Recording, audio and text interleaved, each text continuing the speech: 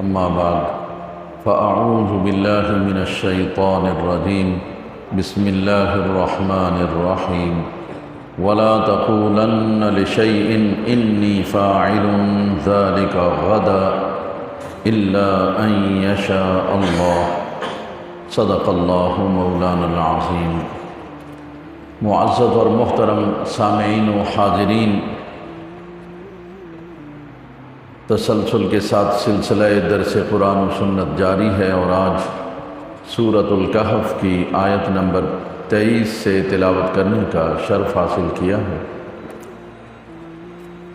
جب رسول اللہ صلی اللہ علیہ وسلم سے یہود اور مشرکین عرب نے پوچھا کہ یہ روح کیا ہے اور اصحاب کہف کیا ہیں، یہ ذوالقرنین کون ہے، یہ سوالات جب کیے تو رسول اللہ صلی اللہ علیہ وسلم کی شان یہ ہے وَمَا يَنْطِقُ عَنِ الْهَوَىٰ إِنْ هُوَ إِلَّا وَحْيٌ يُوحَىٰ کہ وہ رسول اللہ صلی اللہ علیہ وسلم اپنی جانب سے کوئی بات نہیں فرماتے، بس جو اللہ کی وحی نازل ہوتی ہے وہ لوگوں کو بتاتے ہیں۔ بس اسی خیال کے پیش نظر میرے آقا صلی اللہ علیہ وسلم نے فرمایا میں تمہیں کل بتاؤں گا۔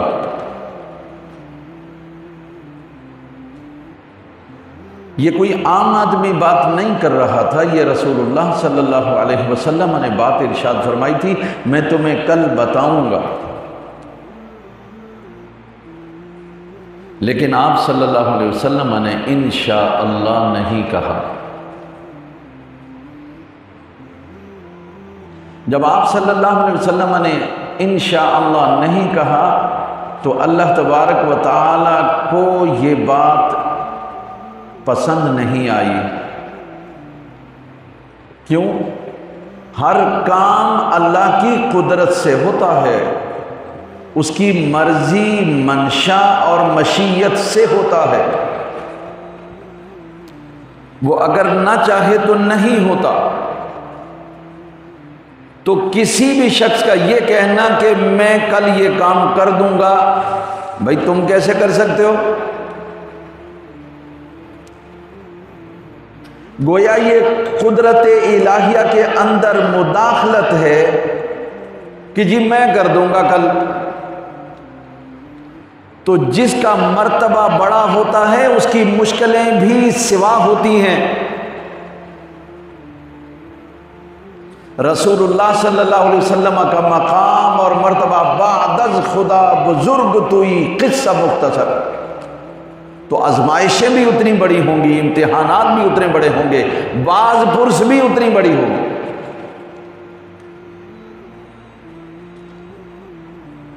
لہذا اللہ نے فرمایا وَلَا تَقُولَنَّ لِشَيْءٍ إِنِّي فَاعِلٌ ذَلِكَ غَدًا، کسی بھی کام کے متعلق کبھی یہ مت کہنا کہ میں کل کر دوں گا، الا ان یشاء اللہ، مگر یہ کہ اللہ چاہے، یہ کہنا ہے ساتھ بھائی اللہ چاہے گا تو میں کل یہ کام کر دوں گا۔ کیونکہ کام کس سے ہوں گے؟ اللہ کی قدرت سے، اس کی رضامندی سے۔ اب ذرا اندازہ کیجئے، مصطفیٰ کریم صلی اللہ علیہ وسلم کی ذات گرامی نے انشاءاللہ نہیں کہا، 40 دن تک وحی آنا بند ہو گئی۔ رسول اللہ صلی اللہ علیہ وسلم نے فرمایا تھا میں کل بتا دوں گا، تو آپ مطلب سمجھتے ہیں کہ اللہ کی وحی آئے گی اور میں کل بتا دوں گا، لیکن چونکہ انشاءاللہ نہیں فرمایا 40 دن تک وحی آنا بند ہو گئی۔ آپ بڑے پریشان ہوئے، لوگوں نے تانے دیے ہوں گے، مذاق اڑایا ہوگا، کہتے تھے میں کل بتا دوں گا اور ابھی تک نہیں بتایا۔ آپ صلی اللہ علیہ وسلم کی پریشانی دن بدن بڑھتی چلی جا رہی تھی، کیونکہ انشاءاللہ نہیں کہا۔ اس لیے جب بھی کوئی کام کرنا ہو تو انشاءاللہ ضرور کہا کریں۔ سلیمان علیہ السلام کا نام تو آپ نے سنا ہو، 100 بیویاں، بعض روایات میں 70 بیویاں یا جتنی بھی تھی، ایک دن کہنے لگے آج رات میں ہر بیوی کے پاس جاؤں گا، اللہ مجھے لڑکے عطا فرمائے گا، سب کو مجاہد بناؤں گا، اللہ کی راہ میں جہاد کریں گے۔ انشاءاللہ نہیں کہا۔ جب انشاءاللہ نہیں کہا تو سب کے پاس گئے اور سوائے ایک معذور بچے کے کوئی بچہ پیدا نہیں، وہ بھی اٹھ نہیں سکتا تھا، جس کی ریڑھ کی ہڈی نہیں ہوتی ہے نا، وہ بچہ اس طرح کا لوتھڑا گوشت کا وہ آیا پیدا ہوا۔ کیوں؟ انشاءاللہ نہیں کہا تھا۔ اس کا مطلب یہ ہے کہ جب بھی ہم کوئی کام کہ کل میں کر دوں گا، ساتھ میں انشاءاللہ ضرور کہیں، اس لیے کہ اللہ کی مرضی کے بغیر آپ کچھ نہیں کر سکتے۔ میں بول رہا ہوں یہ اللہ کی مرضی سے بول رہا ہوں، آپ بیٹھے ہیں تو اللہ کی مرضی سے بیٹھے ہیں، سن رہے ہیں تو اللہ کی مرضی سے سن رہے ہیں۔ جب اس کی مرضی نہیں ہوگی، آنکھیں بھی چھین لے گا، کان بھی چھین لے گا، زبان بھی چھین لے گا، سب کو جو چاہے وہ چھین لے۔ اس لیے انشاءاللہ کا لفظ ضرور کہنا چاہیے، اس سے برکت ہو جاتی ہے۔ اب انشاءاللہ کہنا بھول گئے تو علماء نے لکھا ہے جب یاد آ جائے تب کہہ دینا انشاءاللہ۔ بعض نے قید لگا دی کہ جہاں مجلس میں بیٹھے ہیں آپ نے گفتگو کی ہے، وہیں جب تک بیٹھے ہیں یاد آ جائے تو انشاءاللہ کہہ دینا۔ میں نے اگر کوئی بات یہاں کہی تو مجلس کے اٹھنے سے پہلے پہلے انشاءاللہ مجھے کہہ دینا چاہیے، وہ قابل قبول ہوگا۔ بہرحال اگلی آیت ہے وَاذْكُرْ رَبَّكَ إِذَا نَسِيتَ وَقُلْ عَسَىٰ أَن يَهْدِيَنِي رَبِّي لِأَقْرَبَ مِنْ هَذَا رَشَدًا۔ اللہ نے فرمایا وَاذْكُرْ رَبَّكَ إِذَا نَسِيتَ، محبوب جب آپ بھول جائیں تو پھر اپنے رب کو یاد کیا کرو، یعنی جب یاد آ جائے تب یاد کیا کرو۔ جب بھول جائیں تو پھر یاد آنے پر اللہ یاد کیا کرو۔ اس کا مطلب ہے ابھی اگر بھول گئے کچھ دیر میں یاد آ گیا تو تب کہہ دیں انشاءاللہ انشاءاللہ۔ لیکن بعض علماء نے لکھا کہ اس سے مراد نماز ہے۔ کوئی بندہ اگر نماز بھول گیا ہے، یاد ہی نہیں رہتا آج میں نے فلاں نماز پڑھی ہے یا نہیں پڑھی ہے، جب یاد آ جائے اور پتہ چل جائے کہ میں نے نہیں پڑھی ہے اسی وقت وہ نماز پڑھو۔ اس سے مراد نماز کی قضا بھی ہے کہ قضا نماز کی جائے، جب یاد آ جائے پھر نماز کی قضا کی جائے۔ جب رسول اللہ صلی اللہ علیہ وسلم پھر اس کے بعد 40 دن کے بعد جب جبرائیل آئے تو ساتھ میں اس بات کا جواب بھی لائے جو انہوں نے پوچھا تھا۔ اصحاب کہف کے متعلق بھی بتایا، روح کے متعلق بھی بتایا، ذوالقرنین کے متعلق بھی بتایا۔ یہ سوالات کے جوابات جبرائیل علیہ السلام لے کر آئے نبی صلی اللہ علیہ وسلم کے پاس، اور عرض کیا کہ اللہ تعالیٰ کہتا ہے کہ آئندہ جب کبھی آپ کسی سے بات کریں کہ میں کر دوں گا، انشاءاللہ ضرور کہنا۔ اور وَاذْكُرْ رَبَّكَ إِذَا نَسِيتَ، جب یاد آ جائے پھر کہہ دینا۔ ایک اس کا مفہوم یہ بھی ہے۔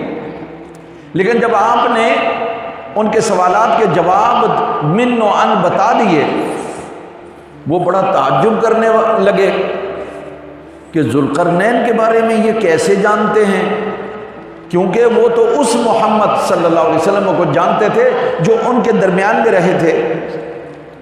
کسی کے پاس انہوں نے پڑھا نہیں، علم سیکھا نہیں،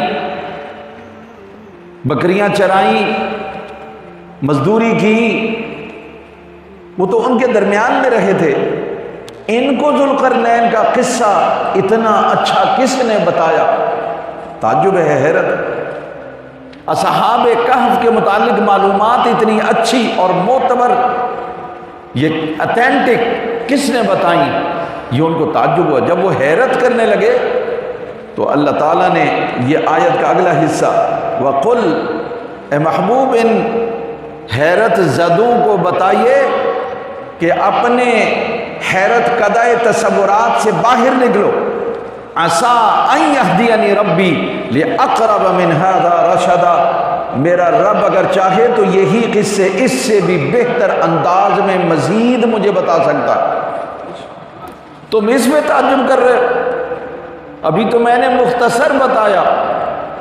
اگر اس پر تمہیں حیرت ہو رہی ہے، میرا رب تو وہ ہے کہ اگر وہ چاہے تو اس سے بہتر انداز سے مزید مجھے اس بارے میں معلومات فراہم کر سکتا۔ یعنی یہ تو کچھ بھی نہیں ہے، تم کائے کو حیرت کر رہے ہو؟ پھر وَلَبِثُوا فِي كَهْفِهِمْ 300 سِنِينَ وَازْدَادُوا 9، یہ آیت جو ہے یہ بتا رہی ہے کہ وہ 309 سال اپنی غار میں رہے، لیکن یہ قرآن کی بات نہیں ہے، یہ اللہ کی بات نہیں ہے، یہ ان کافروں کی بات جو وہ کہتے تھے اس کو اللہ نے یہاں پر کوٹ کیا کہ یہ لوگ کہہ رہے تھے کہ اصحاب کہف 309 سال تک اس میں غار کے اندر لیٹے رہے۔ گویا اللہ نے ان کے قول کو بیان کیا۔ کیوں؟ اگلا جو آیت کا حصہ ہے وہ اس کا جواب دیتا ہے۔ قل، اے محبوب ان کو یہ بتائیے، اللہ اعلم بما لبثوا، ارے یہ تم کیا کہتے رہتے ہو کہ 300 سال 309 سال اتنے سال، ان باتوں میں پڑھنے کی ضرورت نہیں، تمہیں ان باتوں پر بحث مباحثہ کرنے کی ضرورت نہیں۔ اللہ اعلم بما لبثوا، اللہ خوب جانتا ہے کتنا عرصہ وہ رہے۔ اس کا مطلب ہے اللہ نے بتایا نہیں کہ اتنا عرصہ رہتے۔ آپ نے اور ہم نے تو قرآن کو کبھی پڑھا ہی نہیں اس انداز سے کہ قرآن ہمیں ہدایت دے یا قرآن کیا کہہ رہا ہے اس پر ہم نہیں ریسرچ کرتے۔ بہت بڑا ایک مورخ ہے، بلکہ مستشرق ہے، جس کا قرآن کا مطالعہ بہت ہے، اس کا نام ہے گبن۔ اس نے گبن نے قرآن کا مطالعہ کیا اور کہا کہ یہ قرآن ٹھیک نہیں ہے۔ یہی آیت تھی، اس آیت پر کہنے لگا یہ قرآن میں جھوٹ لکھا ہوا ہے کہ 309 سال انہوں نے گزارے کہف میں، غار میں، کہتا ہے یہ جھوٹ ہے۔ اپنی ریسرچ اس نے کی اور اس نے کہا جی میرے حساب سے 187 سال بنتے ہیں، 187 سال بنتے ہیں، 309 سال نہیں بنتے۔ تو ہمارے علماء نے، محققین نے، ریسرچر نے اس کو جواب دیا، بلکہ اس کا جواب کیا دینا تھا، اس کا جواب تو ویسے ہی اس کا تو یہ سوال ہی غلط تھا۔ جو نالائق ترین بچہ ہوتا ہے نا، اس کا سوال ہی غلط ہوتا۔ سوال کرنا ہر کسی کا کام تھوڑا ہی ہے، کوئی بچہ سمجھے گا تو سوال کرے گا نا، لیکن اگر وہ سمجھا نہیں ہے سوال کرے گا، ہے سمجھدار، تو تب بھی وہ اس کا سوال کا کوئی سر ہوگا، کوئی پیر ہوگا۔ ہم اس سے پوچھنا چاہتے ہیں کہ تم نے یہ تو لکھ دیا کہ 187 سال، ہم آپ سے مانگتے ہیں سورس، یہ سورس آف سینگ کیا ہے تمہارے پاس؟ کس بنیاد پر تم یہ بات کر رہے ہو؟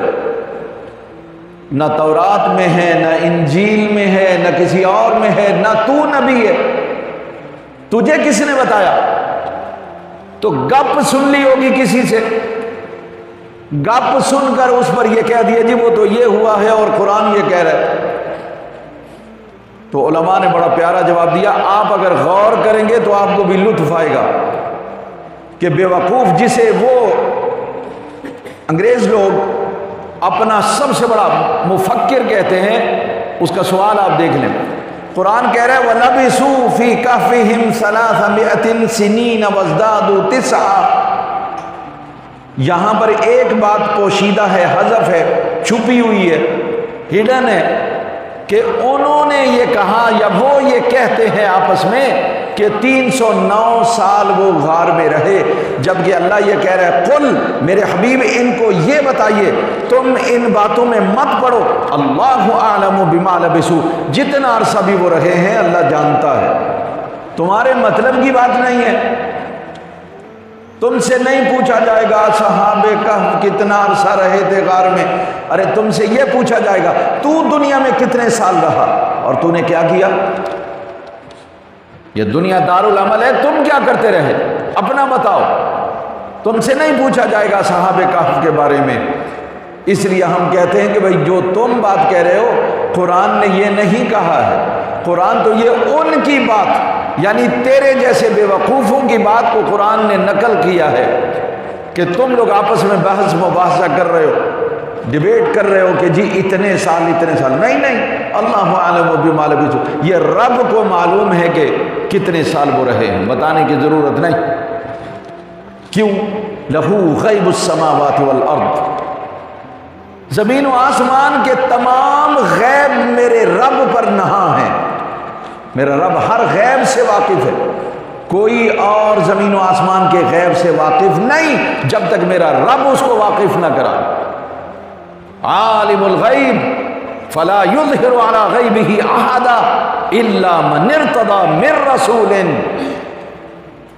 غیب کا جاننے والا صرف اللہ ہے اور وہ کسی پر ظاہر نہیں کرتا، یعنی عام لوگوں پر ظاہر نہیں کرتا، ہاں رسولوں میں سے جسے وہ چاہتا ہے اسے علم غیب دیتا۔ اب اگر اللہ کسی کو علم غیب دے دے تو مصطفیٰ کا تو معنی ہی چنا ہوا ہے، اللہ نے ان کو چن لیا ہے اور علم غیب دے دیا ہے، اگر رب نے دے دیا ہے تو مجھے اور آپ کو کیا اعتراض ہے بھائی؟ علم غیب کے ملنے سے وہ خدا نہیں بن گئے، اس لیے کہ خدا کا علم ذاتی ہے، ان کو اللہ نے دیا ہے۔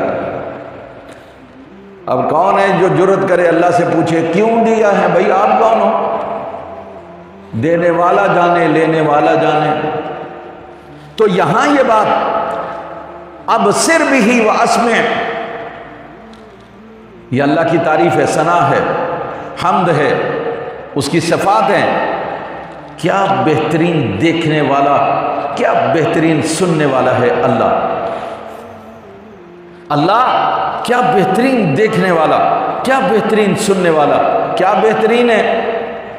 اس کے سامنے کوئی دیوار نہیں ہے، اس کے سامنے زمین نہیں ہے، اس تحت الثری میں بھی وہ دیکھتا ہے، پانی کی گہرائیوں میں اندھیروں میں بھی دیکھتا ہے، آسمان کی بلندیوں میں بھی وہ دیکھتا ہے، کوئی چیز اس سے پوشیدہ نہیں۔ ولا یحیطون بشیء من علمہ الا بما شاء وسع کرسیہ السماوات والارض، اس کے علم سے کوئی چیز باہر نہیں ہے۔ لا تسقط من ورقۃ الا یعلمها، زمین پر کوئی پتا گرتا نہیں ہے کہ رب کے علم میں ہوتا ہے کہ یہ ایسا، اس کا علم ایسا، تو اتنا خوبصورت دیکھتا ہے۔ اور یہی بصارت اللہ نے اپنے حبیب کو دی، مدینہ میں رہتے ہیں، عرش پر دیکھتے ہیں، اور قرآن آپ کی اس صفت کو بیان کرتا ہے وَتَرَى الْمَلَائِكَةَ حَافِّينَ مِنْ حَوْلِ الْعَرْشِ۔ محبوب آپ تو اتنا پیارا عرش اولا کی طواف کرنے والے فرشتوں کو بھی آپ دیکھتے ہیں، یہ مصطفیٰ کی نظر ہے، لیکن یہ نظر اللہ نے عطا فرمائی ہے، وہ جس کی چاہے دل کی آنکھیں کھول دے، وہ جس کی چاہے دل کی آنکھیں کھول دے۔ اسی طرح بصارت و اسمع کتنا خوبصورت سنتا۔ سید عائشہ صدیقہ رضی اللہ تعالیٰ عنہ کہتی ہیں کہ ایک بی بی 28واں پارہ اگر آپ پڑھیں گے سورہ مجادلہ، مجادلہ کے معنی لڑائی جھگڑا کرنا، تو ایک بی بی آ گئی رسول اللہ صلی اللہ علیہ وسلم سے جھگڑا کرنے لگی، بوڑھی تھی، بڑھاپے میں خامد نے طلاق دے دی، تو یہ آ کے لڑنے لگی، دیکھو اتنے میرے بچے ہو گئے، ساری زندگی اس کے ساتھ گزار دی، اے یا رسول اللہ مجھ کو اس نے طلاق دے دی، میرا کچھ سوچیں۔ تو ابھی میں نے آپ سے عرض کیا، قرآن کہتا ہے یہ محبوب اپنے پاس سے بات نہیں کرتے، اللہ کی طرف سے وحی آتا۔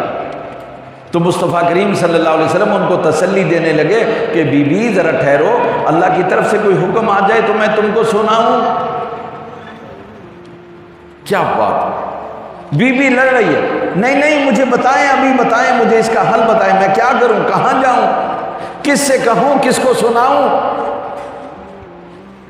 یہ وحی نازل ہوئی، لقد سمع اللہ، سنیں، لقد سمع اللہ قول التی تجادلک فی زوجہا وتشتکی الی اللہ واللہ یسمع تحاورکما۔ اللہ اکبر، اللہ سن رہا ہے اس عورت کی بات جب وہ لڑائی کر رہی تھی، اپنے شوہر کی شکایت کر رہی تھی، یہ اس عورت کے بارے میں نازل ہوا۔ لیکن بات آپ کو یہ بتانی ہے سماعت میرے خدا کی، سیدہ عائشہ صدیقہ رضی اللہ تعالی عنہ فرماتی ہیں جب یہ آیتیں نازل ہو گئیں تو میں حیران ہو گئی، میں نے کہا میرا اللہ تو اتنا دور ہو کر بھی سنتا ہے، یہ میرے گھر کے کونے میں رسول اللہ سے لڑائی کر رہی تھی، میں نہیں سن رہی تھی، اللہ تو نے آسمانوں کے بھی پار رہ کر سن لیا۔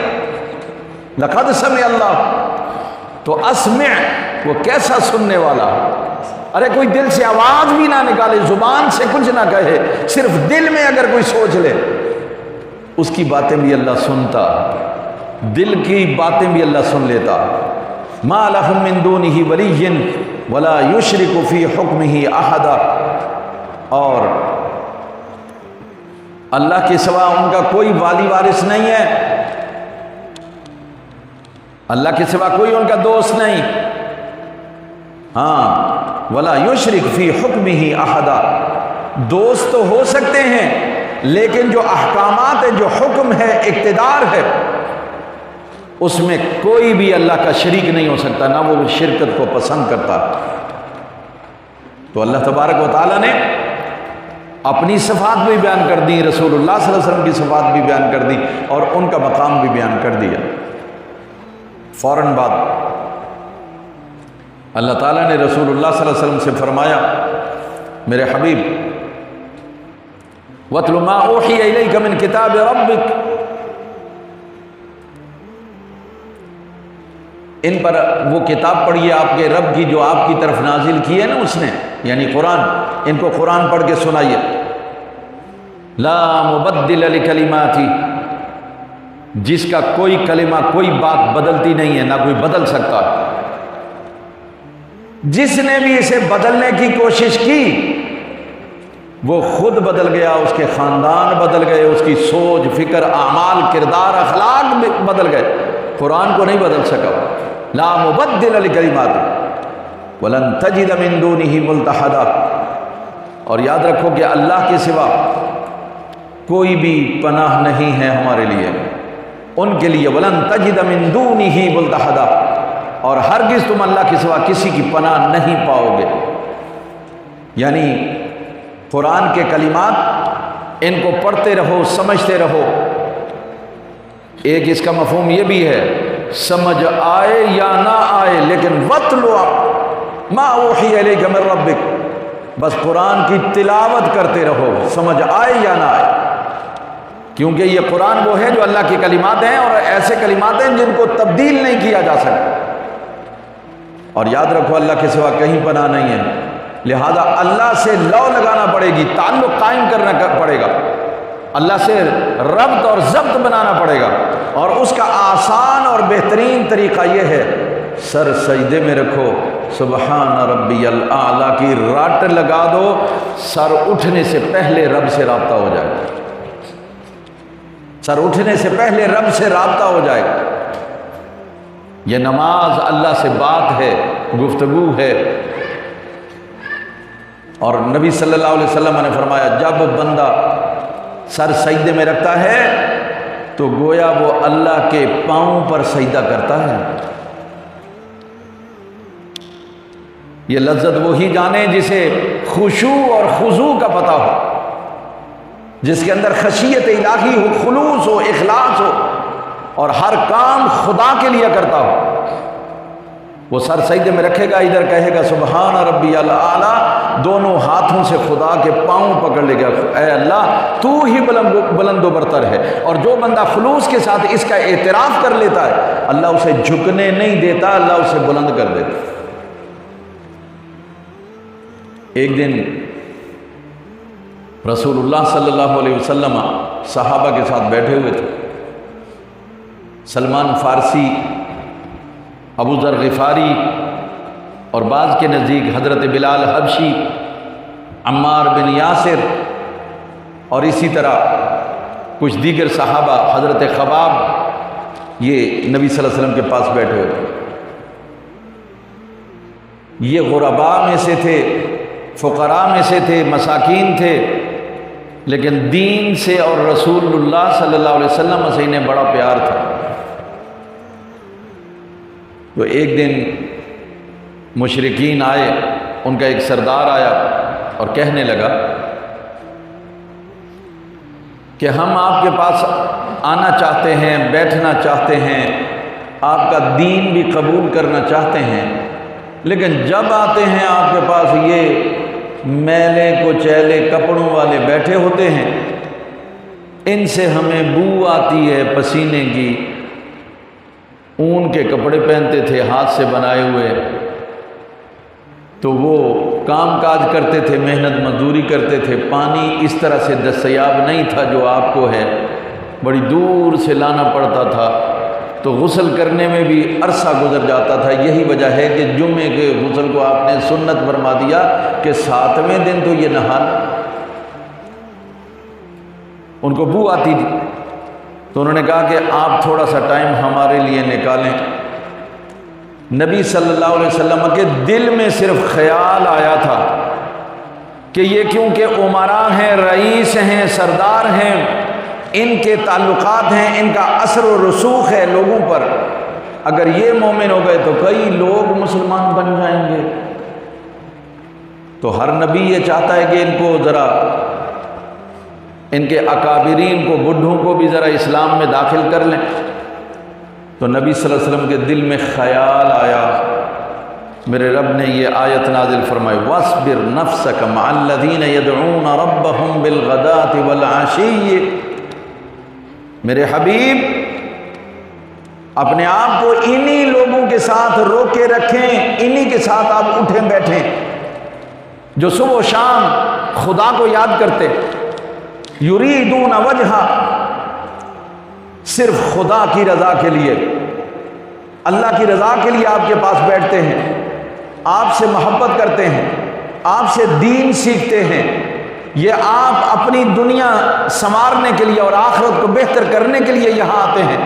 تو میرے حبیب وَاصْبِرْ نَفْسَكَ مَعَ، ان کے ساتھ آپ نے رہنا ہے، ان کا ساتھ نہیں چھوڑنا، ان کو اپنے پاس سے اٹھانا نہیں، اس لیے کہ وَلَا تَعْدُ عَيْنَاكَ عَنْهُمْ، اور اپنی آنکھ، ہمیں پتہ ہے کہ آپ کی نگاہ بھی ان سے ہٹتی نہیں، جان بوجھ کر تو ہٹتی نہیں، لیکن کہیں ایسا نہ ہو کہ بھول کر بھی آپ کی نگاہ ان سے اگر ایسا ہو گئی تو دنیا یہ کہے گی کہ امراء کی خاطر انہوں نے غرباء کو ہٹا دیا، ترید زینت الحیات الدنیا، لگتا ہے کہ اس کو بھی دنیا پسند آ گئی ہے، اس کے دل میں بھی دنیا۔ مقام مصطفیٰ، عظمت مصطفیٰ اتنی بلند ہے کہ یہ بات بھی رب کو پسند نہیں کہ میرے حبیب کے بارے میں کوئی یہ کہے، دیکھا غرباء کو اٹھا دیا اور امراء کو بٹھا دیا، لگتا ہے کوئی مفاد ہے، دنیا سے پیار ہو گیا۔ جی ہاں، اس لیے علماء نے لکھا کہ علماء کو امراء کے دروازے پر نہیں جانا چاہیے، علماء کو امراء کے دروازے پر نہیں جانا چاہیے، اس کے لیے وعید فرمائی۔ تو اللہ یہ فرما رہا ہے کہ آپ ایسا کرتے نہیں ہیں، آپ ان کو نظر انداز کرتے نہیں جان بوجھ کر، لیکن کہیں بھولے سے بھی ایسا نہیں کر لینا کہ آنکھیں ادھر پھیر لیں، الزام لگ جائے گا۔ ترید زینت الحیات الدنیا، آپ کو دنیا کی زینت پسند آ گئی، امراء سے پیار ہونے لگا۔ اور یہ بات تو میں اور آپ اچھی طرح سے جانتے ہیں، کسی کے اجلے کپڑے پہنے ہوئے ہم دیکھیں یا گاڑی لے کے آ جائے، ہم ساتھ کھڑے ہو کے فوٹو بنا لیں تو پتہ نہیں اس کے کتنے چرچے کرتے ہیں کہ پتہ نہیں کیا ہو گیا۔ میرے محبوب کو اللہ نے فرمایا ان غرباء کے ساتھ رہنا، یہی وجہ ہے رسول اللہ صلی اللہ علیہ وسلم دعا فرمایا کرتے تھے، اللہم احیینی مسکینا وامتنی مسکینا واحشرنی فی زمرۃ المساکین، اے اللہ مجھے زندہ رکھنا تو مسکینوں میں رکھنا، مجھے موت دینا تو مسکینوں میں دینا، میرا حشر فرمانا تو مسکینوں کے ساتھ فرمانا۔ صحابہ نے پوچھا یا رسول اللہ صلی اللہ علیہ وسلم آپ یہ دعا کیوں مانگتے ہیں؟ فرمایا مسکین وہ لوگ ہیں جن کی ضرورتیں خدا پوری کرتا ہے، دنیا کا سامان ان کے پاس نہیں ہوتا، جب اللہ کے پاس جاتے ہیں تو دنیا کا کوئی سامان ان کے پاس نہیں ہوتا، اور اللہ بغیر حساب کے ان کو جنت میں داخل کرے گا، اس لیے میں یہ دعا مانگا۔ یہ رسول اللہ صلی اللہ علیہ وسلم دعا مانگا کرتے کہ مجھے مسکینوں میں اٹھانا تاکہ بغیر حساب کے جنت میں چلا جاؤ۔ فرمایا جن کو آپ اپنے پاس بٹھانا چاہتے ہیں، وہ امراء، وہ سردار، وہ وڈیرے، وہ چودھری، وَلَا تُطِعْ مَنْ أَغْفَلْنَا قَلْبَهُ عَنْ ذِكْرِنَا، میرے محبوب ان کا کہنا ماننے کی ضرورت نہیں، جن کو ہم نے اپنے ذکر سے غافل کر دیا، جو خدا کے ذکر سے غافل ہے وہ آپ کا کیسے دوست ہو سکتا ہے، تعلق دار ہو سکتا ہے؟ آپ ان کی بات نہ مانیں کہ غریبوں کو ہٹا دیں تو ہم آئیں گے، نہیں، ہمیں تمہاری کوئی ضرورت نہیں۔ وَاتَّبَعَ هَوَاهُ، میرے محبوب یہ اپنے خواہشات کی پیروی کرتے ہیں، یہ اللہ کی پیروی نہیں کر رہے، نفس کی پیروی کرتے ہیں، خواہشات کے پیچھے چلتے ہیں۔ وَكَانَ أَمْرُهُ فُرُطًا، اور یہ حد سے بڑھ چکے ہیں، یہ اگر آپ ان کو بیٹھنے کا موقع دے بھی دیں گے، غریبوں کو اٹھا بھی دیں گے، یہ تب بھی ایمان نہیں لائیں گے، ہم نے ان کو اپنی یاد سے غافل کر رکھا۔ جن کو خدا غافل کر دے اس کو کون یاد دلا سکتا ہے بھائی؟ اور وَاتَّبَعَ هَوَاهُ، جو خواہشات کے پیچھے پڑا ہو وہ اطاعت کے لیے تیار نہیں ہو سکتا، اور جو حد سے گزر گیا ہو اسے تو پھر خدا ہی واپس پکڑ کے لائے تو لائے دامن سے پکڑ کر، وہ خود سے آنے والا نہیں۔ اس لیے میرے حبیب یہ جو غریب ہیں صبح و شام آپ کے پاس بیٹھتے ہیں، اللہ کو یاد کرتے ہیں، صرف خدا کی رضا کے لیے آپ سے محبت کرتے ہیں، انہی کے ساتھ بیٹھیں، ان کے ساتھ بیٹھیں اور ان کو یہ پیغام دے دیں، وَقُلِ الْحَقُّ مِن رَبِّكُمْ، وَقُلْ، اور آپ انہیں یہ کہہ دیں الحق من ربکم، ارے جو حق تمہارے رب کی طرف سے آنا تھا وہ آ چکا، جو حق میں لے کے آیا ہوں میں نے انہیں بھی بتایا، تمہیں بھی بتایا، جو حق اللہ سے آنا تھا وہ آ چکا۔ فمن شاء فلیؤمن ومن شاء فلیکفر، فرمایا ان کو بتا دو تم میں سے جس کا جی چاہے مانے اور جس کا جی چاہے نہ مانے، جاؤ، کوئی ضرورت نہیں کسی کی منتیں کرنے کی، ترلے کرنے کی، نہیں، آپ کا کام صرف پہنچا دینا ہے، آپ پہنچا دیجیے، منوانا نہیں۔ اس لیے یہ حق آ گیا ہے، میں نے پیغام پہنچا دیا، آپ کی مرضی ہے مانیں یا نہ مانیں۔ اِنَّا أَعْتَدْنَا لِلظَّالِمِينَ نَارًا أَحَاطَ بِهِمْ سُرَادِقُهَا، اللہ کہہ رہا ہے ہم نے ان ظالموں کے لیے وہ آگ تیار کر رکھی ہے جس کی دیواریں انہیں گھیر لیں گی، یعنی آگ میں پھینکا جائے گا اور آگ سے یہ نکلنے کی کوشش کریں گے، مگر وہ اتنی بڑی بڑی دیواریں ہیں جہنم کی، یہ بھاگنا چاہیں گے وہ مگر بھاگ نہیں سکے۔ وَإِن يَسْتَغِيثُوا يُغَاثُوا بِمَاءٍ كَالْمُهْلِ يَشْوِي الْوُجُوهَ، اور اگر یہ پانی کے لیے فریاد کریں گے، پانی پلائیے پانی پلائیے، مانگیں گے پانی، لیکن انہیں ایسا کھولتا ہوا پانی دیا جائے گا جیسے ہی منہ کے قریب کریں گے، پئیں گے نہیں، قریب کریں گے اتنا شدید ابلا ہوا ہوگا کہ منہ کا یہ گوشت اتر جائے گا. یہ سزا دی جائے گی ان کو. بئس الشراب، بہت برا ہے یہ پانی پینے والا. وساءت مرتفقہ، اور دوزخ بہت ہی بری ٹھکانہ ہے ان کے لیے. ہاں، ان الذین آمنوا وعملوا الصالحات، بے شک جو ایمان لائے، نیک اعمال انجام دیے، انا لا نضيع اجر من احسن عملا، انہوں نے جو اچھے اعمال انجام دیے ہیں نا، ہم ان کا اجر ضائع نہیں کریں گے. اچھا کام، نیکی کا کام ضائع نہیں جاتا، کبھی نہ کبھی کام آ جاتا ہے. اولئک لہم جنات عدن، ان کے لیے ہے ایسی خوبصورت باغ، جنت، تجری من تحتہم الانہار، جن کے نیچے نہریں جاری ہیں. یحلون فیہا من اساور، اس میں ان کو سونے کے کنگن پہنائے جائیں گے. لوگ تو آج دھاگے باندھتے ہیں اور کنگن پہنتے ہیں نا، نہیں نہیں، آج پہننا مرد کے لیے یہ زینت اختیار کرنا حرام ہے.